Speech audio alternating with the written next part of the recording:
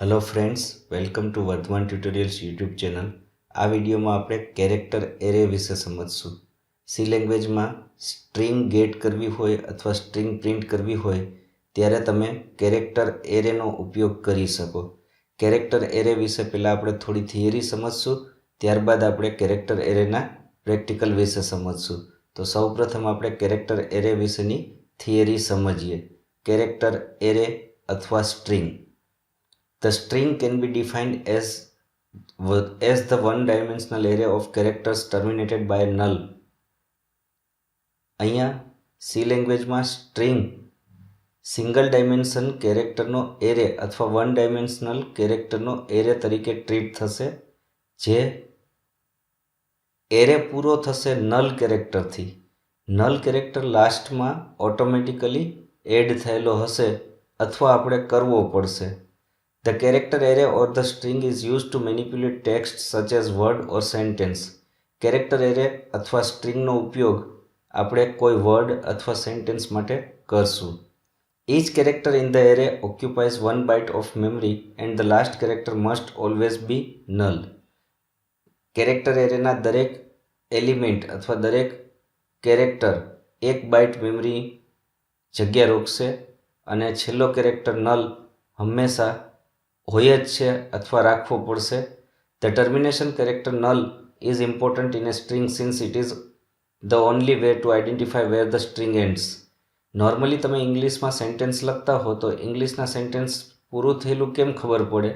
તો કે લાસ્ટમાં આપણે ડોટ એટલે ફૂલ સ્ટોપ મૂકીએ અથવા ક્વેશ્ચન માર્ક હોય અથવા એક્સક્લેમેશન માર્ક હોય તો એ રીતે આપણને ખબર પડે કે અહીંયા સેન્ટેન્સ પૂરું થયું છે। એવી રીતે આપણી સ્ટ્રિંગ ક્યાં પૂરી થઈ છે, કેરેક્ટરનો એરે ક્યાં પૂરો થયો છે, કેટલા કેરેક્ટર્સ એન્ટર કરેલા છે, લાસ્ટ કેરેક્ટર પરથી આપણને ખબર પડશે। તો last character compulsory null character હશે।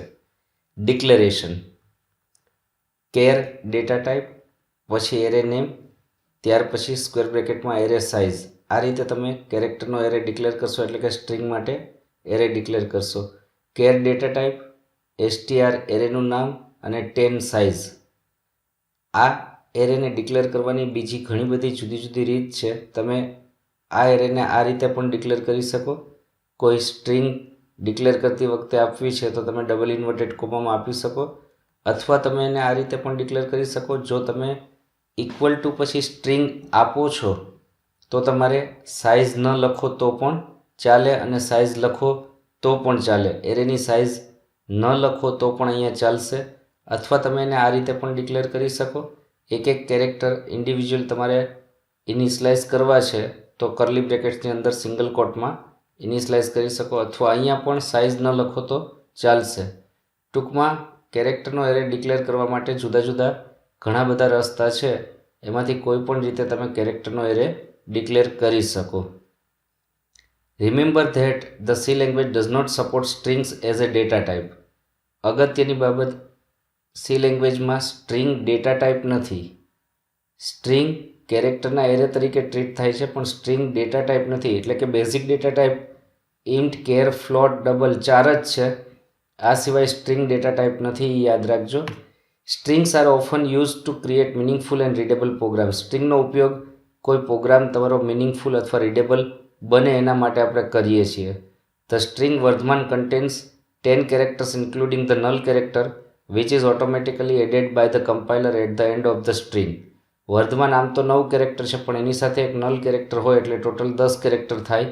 એટલે વર્ધમાન શબ્દ લખેલો છે એમાં 9 કેરેક્ટર છે અને એક નલ કેરેક્ટર જે કમ્પાઇલર ઓટોમેટિકલી એડ કરશે એટલે ટોટલ 10 કેરેક્ટર થશે આમાં। %s format specifier to read a string input from the terminal or to print it। તમારે સ્ટ્રિંગ ગેટ કરવી હોય અથવા સ્ટ્રિંગ પ્રિન્ટ કરવી હોય તો %s ફોર્મેટ સ્પેસિફાયરનો ઉપયોગ કરશું। હવે આપણે આને પ્રેક્ટિકલી સમજીએ।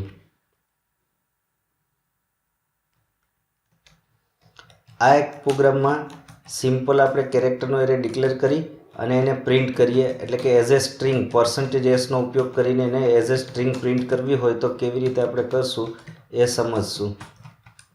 માનો કે કેરેક્ટરનો એક એરે ડિક્લેર કર્યો, અહીંયા સાઇઝ મેન્શન નથી કરતો તો પણ ચાલશે, અને અહીંયા કોઈ એક સ્ટ્રિંગ અસાઇન કરી દઉં છું. સાઇઝ મેન્શન ન કરો ત્યારે સ્ટ્રિંગ આપવી ફરજિયાત છે. હવે આ એરેને પ્રિન્ટ કરવો છે. સાવ સિમ્પલ એક્ઝામ્પલ, %s અને એરે નેમ. અહીંયા ખાસ યાદ રાખજો, %s ફોર્મેટ સ્પેસિફાયરનો ઉપયોગ કરશો સ્ટ્રિંગને પ્રિન્ટ કરવા માટે, અને અહીંયા કોમા પછી એરેનું નામ જ લખવાનું છે, એટલે આખી સ્ટ્રિંગ પ્રિન્ટ થઈ જશે. કંઈક આ રીતે આઉટપુટ જુઓ, વર્ધમાન એવું ડિસ્પ્લે થાય છે. આ સરળ રસ્તો. તમે એરેને ડિક્લેર કરતી વખતે માનો કે તમારે એરે ડિક્લેર કરવો છે પણ સ્ટ્રિંગ અસાઇન નથી કરવી અહીંયા, તો તમે એરે આ રીતે ડિક્લેર કરશો, અથવા સાઇઝ તમે 10 ને બદલે 20 આપો તોય ચાલે, 15 આપો તોય ચાલે. આ રીતે ડિક્લેર કરશો. હવે અહીંયા એક ખાસ ધ્યાન રાખજો, અહીંયા તમારે સ્ટ્રિંગ આપવી છે, અસાઇન કરવી છે, તો તમે આ રીતે નહીં કરી શકો. આ તમને એરર આપશે, એલ વેલ્યુ રિક્વાયર્ડ એવી એરર આવશે. આ રીતે તમે સ્ટ્રિંગ અસાઇન કરી શકતા નથી, તો એના માટે તમારે strcpy ફંક્શનનો ઉપયોગ કરવો પડશે. સ્ટ્રિંગ કોપી, પહેલાં ડેસ્ટિનેશન એટલે જેમાં કોપી કરવી છે તે, અને પછી સોર્સ જેની કોપી કરવી છે તે. આ રીતે તમે સ્ટ્રિંગ અસાઇન કરી શકશો. અને strcpy માટે તમે એક હેડર ફાઇલ લેશો string.h. આ ચાલશે. અહીંયા તમે સ્પેસવાળી સ્ટ્રિંગ અસાઇન કરો તો પણ ચાલે, અહીંયા તમારે બીજી કોઈ સ્ટ્રિંગ આપવી હોય તો પણ અસાઇન કરી શકો.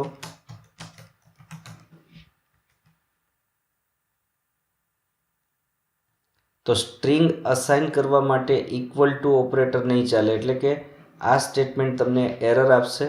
એના માટે તમારે કમ્પલસરી strcpy ફંક્શનનો ઉપયોગ કરવો પડશે. એટલે string assign string copy function દ્વારા થશે. નેક્સ્ટ, બીજા એક પ્રોગ્રામમાં યુઝર પાસેથી સ્ટ્રિંગ ગેટ કેવી રીતે કરશો તમે, અને એ સ્ટ્રિંગને પ્રિન્ટ કેવી રીતે કરશો એ સમજીએ.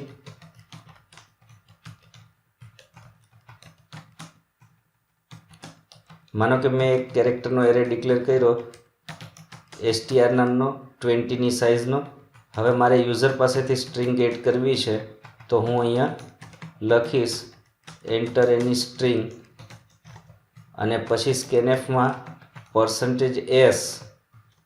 અહીંયા તમે એન્ડ સાઇન નથી કરતા તો ચાલે છે, કારણ કે ખાલી એરેનું નામ લખો એટલે એરેના બેઝ એલિમેન્ટનું એડ્રેસ લેશે, એટલે str0નું એડ્રેસ ઓટોમેટિક લઈ લેશે.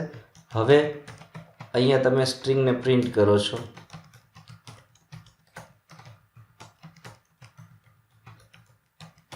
આ રીતે તમે સ્ટ્રિંગ ગેટ કરી શકો, પણ આ સ્ટ્રિંગમાં એક પ્રોબ્લેમ છે. અત્યારે જુઓ, આમાં કાંઈ પ્રોબ્લેમ નથી, આ ચાલે છે. પણ માનો કે સ્ટ્રિંગ આમ ઇનપુટ કરીએ, સ્પેસવાળી સ્ટ્રિંગ આપીએ, તો અત્યારે પેલો એક વર્ડ જ એમાં સ્ટોર થાય છે, સ્પેસ આવે ત્યાંથી સ્ટોર થતું નથી. તો હવે આનું સોલ્યુશન શું કરશું? એટલે કે સ્પેસવાળી સ્ટ્રિંગ ગેટ કરવી છે તો સ્કેનએફ આમ નહીં લખીએ. એના માટે તમે સરળ રસ્તો આ છે, સ્કેનએફને બદલે તમે ગેટ s લખો. ગેટ એસ એટલે સ્ટ્રિંગ અને ગેટ એટલે મેળવવું. સ્ટ્રિંગ મેળવવા માટે તમે ગેટ એસ ફંક્શન આ રીતે લખશો, તો તમારી સ્પેસવાળી સ્ટ્રિંગ ગેટ થશે. પણ માનો કે મારે સ્પેસવાળી સ્ટ્રિંગ સ્કેનએફથી ગેટ કરવી છે, તો સ્કેનએફ તમે આ રીતે લખશો. સ્કેનએફ લખવા માટે તમે સ્કેનએફ નોર્મલ લખીએ છીએ એમ નહીં લખીએ, આમ જેમ લખીએ છીએ આ નહીં ચાલે સ્પેસવાળી સ્ટ્રિંગ ગેટ કરવા માટે. તો સ્પેસવાળી સ્ટ્રિંગ ગેટ કરવા માટે %s ની વચ્ચે સ્ક્વેર બ્રેકેટની અંદર $n આ રીતે લખશો તો સ્કેનએફથી પણ સ્પેસવાળી સ્ટ્રિંગ ગેટ થશે. આ રીતે. આમાં કાંઈ ક્વેરી થતી હોય તો તમે ગમે ત્યારે કોમેન્ટ દ્વારા પૂછી શકો છો, કારણ કે આ વસ્તુ ઘણી બધી વખત આપણને ખબર નથી હોતી. એટલે આમાં જો કાંઈ ક્વેરી, આમાં લખેલું એવું છે કે /n એટલે જ્યાં સુધી તમે ન્યૂ લાઇન કેરેક્ટર ના આવે, એન્ટર કી ન પ્રેસ કરો ત્યાં સુધીની સ્ટ્રિંગ સ્પેસવાળી પણ હશે તો ગેટ કરશે। એક એક્ઝામ્પલ હજી જોવું છે કેરેક્ટરના એરેનું, જેમાં આપણે સ્ટ્રિંગની લેન્થ કાઉન્ટ કરવી છે। એક સ્ટ્રિંગ ઇનપુટ કરીએ અને એ સ્ટ્રિંગની લેન્થ કાઉન્ટ કરવી છે, જેથી કરીને આપણે સ્ટ્રિંગ પૂરી થાય છે એની કન્ડિશન કેવી રીતે લખીએ, કોઈ પણ જગ્યાએ સ્ટ્રિંગ પૂરી થાય છે એની કન્ડિશન લખવી હોય તો કેવી રીતે લખીએ એ આપણને ખબર પડી શકે। એટલા માટે આપણે એક સ્ટ્રિંગ લેન્થ કાઉન્ટ કરીને ડિસ્પ્લે કરવા માટેનો પ્રોગ્રામ કરવો છે। મેસેજ આપશું પહેલાં એન્ટર એની સ્ટ્રિંગ, ગેટેસ ફંક્શન દ્વારા સ્ટ્રિંગ ગેટ કરશું। હવે એની સ્ટ્રિંગ કાઉન્ટ કરવા માટે પહેલાં એમાં સ્ટાર્ટિંગ વેલ્યુ 0 આપશું। અહીંયા તમે કન્ડિશન લખશો str of a not equal to null. આ કન્ડિશનને તમે આ રીતે પણ લખી શકો, str of a not equal to null અહીંયા કેપિટલમાં લખવાનું છે। આ બંને કન્ડિશન વેલિડ છે, બંને રીતે તમે લખી શકો, કોઈ પણ એક રીત લખવાની છે। અને અહીંયા એની કિંમતમાં એકનો વધારો કરશું એટલે નેક્સ્ટ કેરેક્ટર ચેક થાય, નેક્સ્ટ કેરેક્ટર ચેક થાય, જ્યાં સુધી સ્ટ્રિંગ નલ કેરેક્ટર સુધી ન પહોંચે ત્યાં સુધી બધા કેરેક્ટર ચેક થશે। નલ કેરેક્ટર આવશે ત્યારે કન્ડિશન ખોટી પડશે, લૂપમાંથી બહાર નીકળશે અને ત્યારે એની જેટલી કિંમત હશે એટલી સ્ટ્રિંગની લેન્થ હશે। આ રીતે આ પ્રોગ્રામ ક્રિએટ કરશું। કમ્પાઇલ કર્યો, રન કર્યો। હવે અહીંયા સ્ટ્રિંગ ઇનપુટ કરીએ। 3 કેરેક્ટર છે જે ઇનપુટ કરેલી સ્ટ્રિંગ છે એમાં, અને આમ ગણો તો આમાં સ્પેસ કાઉન્ટ કરશે એટલે ટોટલ 12 કેરેક્ટર થાય, સ્ટ્રિંગની લેન્થ 12। આ પ્રોગ્રામને સમજો। સૌથી પહેલાં કેરેક્ટરનો એક એરે લીધો str નામનો, લૂપ ચલાવવા ઇન્ટીજર ટાઈપનો એક વેરિયેબલ લીધો એ નામનો, સ્ક્રીન ક્લિયર કરી। ત્યાર પછી printf દ્વારા મેસેજ આપશું એન્ટર એની સ્ટ્રિંગ, ગેટેસ દ્વારા str નામના એરેમાં સ્ટ્રિંગ ગેટ કરશું। લૂપ ચલાવવા માટે એને ઇનિશિયલાઇઝ કરશું a બરાબર 0। હવે condition while str of a એટલે કે સ્ટ્રિંગનો પહેલો character str 0 not equal to null, null નથી તો લૂપની અંદર જશે, એની કિંમતમાં એકનો વધારો કરશે, એની કિંમત 1 થશે। પછી str ઓફ 1 એટલે બીજો કેરેક્ટર ચેક કરશે, એ પણ નલ નથી તો ફરીથી લૂપમાં જશે, એની કિંમતમાં એકનો વધારો કરશે, એની કિંમત 2 થશે। ફરીથી str of 2 not equal to null એટલે ત્રીજો કેરેક્ટર ચેક થયો, એ પણ કન્ડિશન ટ્રુ થઈ એટલે એની કિંમતમાં એકનો વધારો કરશે, એની કિંમત 3 થશે। હવે ચોથો કેરેક્ટર ચેક કરશે, એ પણ નલ નથી। આ રીતે બધા કેરેક્ટર ચેક કરશે જ્યાં સુધી નલ કેરેક્ટર નહીં આવે ત્યાં સુધી। નલ કેરેક્ટર આવશે ત્યારે કન્ડિશન ખોટી પડશે અને ત્યારે લૂપમાંથી બહાર નીકળી જશે। લૂપમાંથી બહાર નીકળ્યા પછી એની કિંમત પ્રિન્ટ કરશે એટલે સ્ટ્રિંગની લેન્થ મળી જશે। તો મિત્રો, આ વિડીયોમાં આપણે કેરેક્ટર એરે સ્ટ્રિંગ વિશે સમજ્યા। નેક્સ્ટ વિડીયોમાં નવું ચેપ્ટર આપણે સ્ટ્રક્ચરને સ્ટાર્ટ કરશું, સ્ટ્રક્ચર વિશે સમજશું। ધન્યવાદ।